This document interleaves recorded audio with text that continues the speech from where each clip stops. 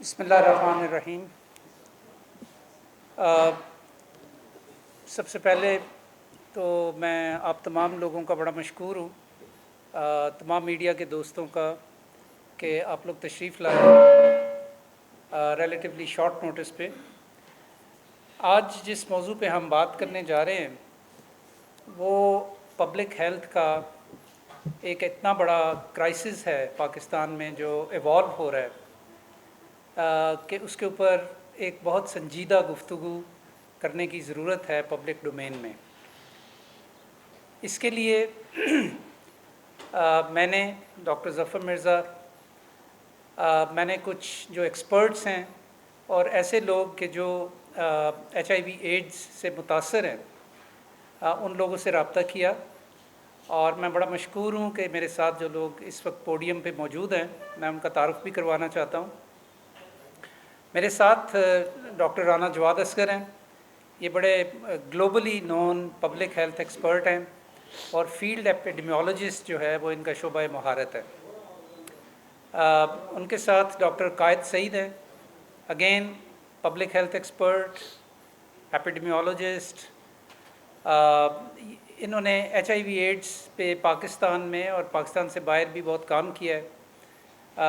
National HIV ads programme को lead भी किया है, उसके एडवाइज़र भी रहे हैं, और इस्लामाबाद में रेगुलेटरी अथॉरिटी के CEO भी रहे हैं। मैं आप बहुत मशकूर हूँ आप दोनों का। इस तरफ मेरे साथ बैठे हैं जनाब असगर सत्ती साहब, जो कि पाकिस्तान में एक बड़ा मुनफरिद सिविल सोसाइटी इदारा चला रहे हैं जिसका नाम है association of people living with HIV AIDS in Pakistan. ये उसके हेड हैं, ये उसके फाउंडर हैं, और उनके साथ हमारी बहन बैठी हैं नैयर मजीद साहबा, जो कि HIV एड्स के साथ ज़िंदा हैं। और मैं आपका भी बहन बहुत मशकूर हूँ कि आप तशरीफ़ लाई। तो ख़्याल ये था कि हम इस मसले के ऊपर ज़रा आज खुल के जो सूरत हाल है वो पाकिस्तान के लोगों के सामने रखें, अरबाब इख्तियार के सामने रखें, मेडिकल प्रोफेशन के सामने रखें, और इसके ऊपर ताकि एक संजीदा गुफ्तगू पाकिस्तान में शुरू हो सके और इसके लिए जो कुछ होना चाहिए पाकिस्तान में वो हो सके। मैं कुछ गुजारिशात आपके सामने रखूँगा शुरू में, और उसके बाद फिर मैं रिक्वेस्ट करूँगा अपने पैनलिस्ट को कि वो भी अपना अपना पर्सपेक्टिव जो है वो आपके साथ शेयर करें। आप सबको मालूम है कि चंद दिन पहले BBC आई ने एक फ़िल्म बनाई, और वो फ़िल्म जो है वो पाकिस्तान में चली, सोशल मीडिया पे वो बहुत वायरल हो गई। और उस फिल्म के अंदर एक ऐसी सूरत हाल को फिल्माया गया जो कि पाकिस्तान के एक ज़िला तौसा में हुई। 2024 के आखिर में उसकी शुरुआत हुई। पूरे 2025 के दौरान उसके ऊपर बातचीत होती रही। गवर्नमेंट ने भी उसके ऊपर काफ़ी इक़दाम किए।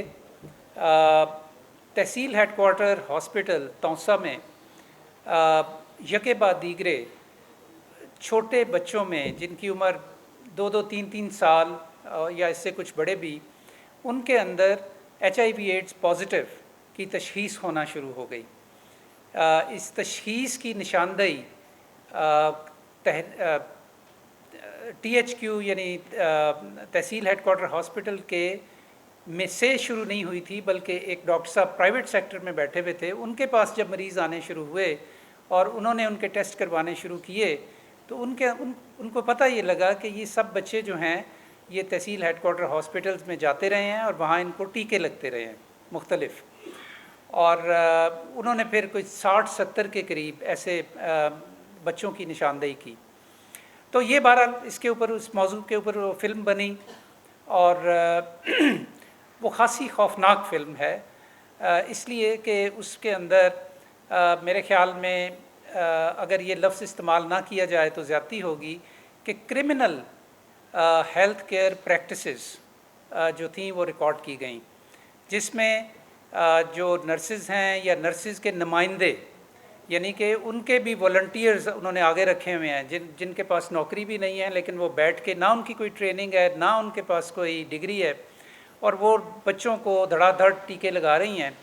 और एक ही सिरिंज इस्तेमाल करती हैं, एक वायल है, उसमें से दवाई लेती हैं, एक बच्चे को टीका लगाती हैं, उसी सिरिंज के साथ, उसी सुई के साथ फिर वायल से दवाई लेती हैं, फिर अगले बच्चे को लगा देती हैं, और 20-20 बच्चों को उन्होंने एक एक सिरिंज के साथ टीके लगाए।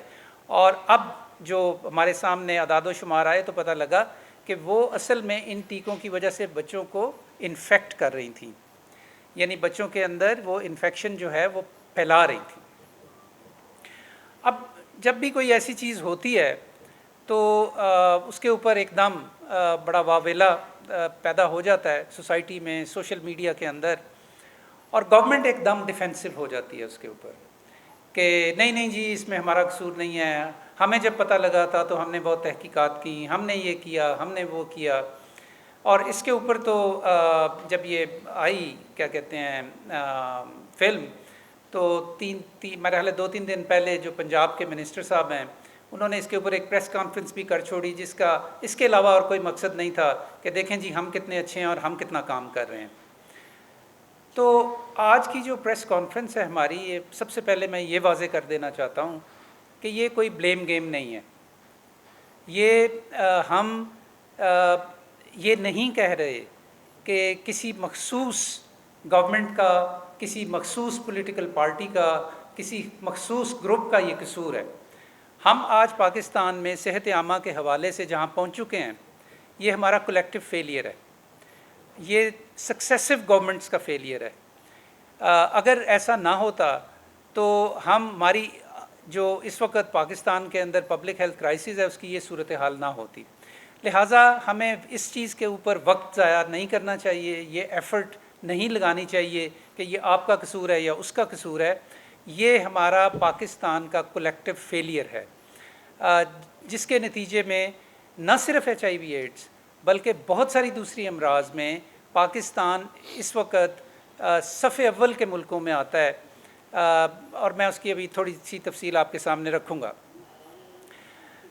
एक चीज़ जो और मैं आपके गोशगुजार करना चाहता हूँ, जो बड़ी ज़रूरी है, वो ये है कि दुनिया भर में जहाँ HIV एड्स का मर्ज़ फैलता है, वहाँ पे ये हाई रिस्क ग्रुप्स के अंदर ज़्यादा देखा जाता है। पाकिस्तान में भी ऐसा ही था या शायद अब भी है, लेकिन पाकिस्तान में एक जो एडिशनल फिनोमेना हम देख रहे हैं, अब तक तकरीबन ये जो तौसा का हमने जिक्र किया, इस तरह के तकरीबन 9 रिकॉर्डेड आउटब्रेक्स हैं पाकिस्तान के अंदर। 9 2008 से शुरू होते हैं ये।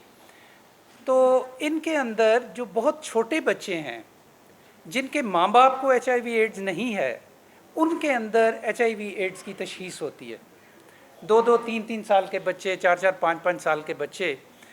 और ये सवाल पैदा होता है कि इनको HIV एड्स कहाँ से लग जाता है, जबकि उनकी माँ भी HIV एड पॉजिटिव नहीं है, उनके वालिद भी HIV एड पॉजिटिव नहीं है। तो ये कहाँ? तो ये बेसिकली हमारे हेल्थ केयर का सिस्टम का फेलियर है। ये जो आलूदा सिरिंजें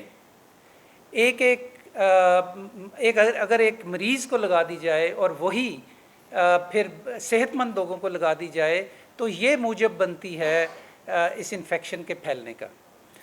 और ये दूसरे लफ्ज़ों में ये बहुत बड़ी ट्रेजेडी है, और इसको 100% प्रिवेंट किया जा सकता है। मतलब ये है कि अगर सही तरीके से इसको रेगुलेट किया जाए तो ये ऐसा नहीं होगा, लेकिन ये ऐसा मुस्तकिल हुए चला जा रहा है। डॉक्टर जवाद साहब को मैं रिक्वेस्ट करूंगा, ये आपको बताएंगे कि 2008-9 में जब पहला आउटब्रेक हुआ गुजरात के करीब जलालपुर जट्टा में, तो यही सूरत हाल थी। उसके बाद पाकिस्तान के मुख्तलिफ़ हिस्सों के अंदर, हर सूबा, ये पंजाब की बात नहीं है, सिंध के अंदर, बलूचिस्तान के अंदर, KP के अंदर, हर जगह के ऊपर ये जो है आउटब्रेक्स हो चुके हैं। और कॉमन फैक्टर हमेशा हमारी गलत हेल्थ केयर प्रैक्टिसेस हैं, इर्रिस्पॉन्सिबल हेल्थ केयर बिहेवियर्स हैं, जिसके तहत हमारे वो लोग कि जिनकी ज़िम्मेदारी ये है कि वो लोगों को क्योर करें, वो लोगों के लिए कर्स बन गए हैं। तो इस सिलसिले में जब ये फिल्म आई और तौसा का ये जब आउटब्रेक आया, तो उसके साथ ही हमें पता लगा कि कराची के अंदर भी एक आउटब्रेक हो गया है। वलीका हॉस्पिटल है वहाँ पे, जिसको कि गवर्नमेंट ने फौरी तौर पे उस पर उसके अदाद शुमार भी इकट्ठे किए और पता लगा कि वहाँ पे तकरीबन 100 के करीब, मुझे एग्जैक्ट फिगर याद नहीं है, लेकिन तकरीबन 100 के करीब बच्चे जो हैं वहाँ पे भी पॉजिटिव पाए गए। और उन पे जब तहकीक की गई तो वहाँ भी यही पता लगा कि डिस्पोजेबल सिरिंज जो है वो रेपिटेटिवली यूज़ हो रही है बच्चों के अंदर। आज की और कल की अगर आप अखबारें देखें तो इस्लामाबाद के अंदर जो नए अदाद शुमार हैं उसके मुताबिक पिछले 15 महीने में 618 नए पेशेंट्स की तशख़ीस हुई है। हर महीने तकरीबन 41 नए मरीज़ जो हैं वो इस्लामाबाद के अंदर, इस्लामाबाद जैसे मुल्क शहर के अंदर वो आ रहे हैं। सिंध के अंदर आज की डॉन के अंदर एक ख़बर है कि जिसके अंदर 3 हस्पतालों का एक तज्ज़िया दिया गया है कि पिछले 2024, 2025 और 2026 में उन हस्पतालों के अंदर कितने कितने पेशेंट्स जो हैं वो पॉजिटिव साबित हुए हैं HIV एड्स के, और वो तमाम के तमाम वो भी ज़्यादातर बच्चे ही थे, छोटे बच्चे। तो मसलन मैं आपको बता रहा हूँ कि इंडस हॉस्पिटल का जो बहुत बड़ा हॉस्पिटल है कराची का, हम सब उसकी बड़ी तारीफ़ करते हैं और वो बड़ा अच्छा काम कर रहे हैं। वहाँ पे 2024 में 10 बच्चे पॉजिटिव हुए थे, लेकिन 2025 में 70 बच्चे पॉजिटिव हुए थे उसी हॉस्पिटल के अंदर, और 2026 में अब तक यानी 4 महीने भी अभी नहीं हुए इस साल के, तो तकरीबन 30 पेशेंट्स जो हैं वहाँ पे HIV एड्स के डायग्नोज हो चुके हैं।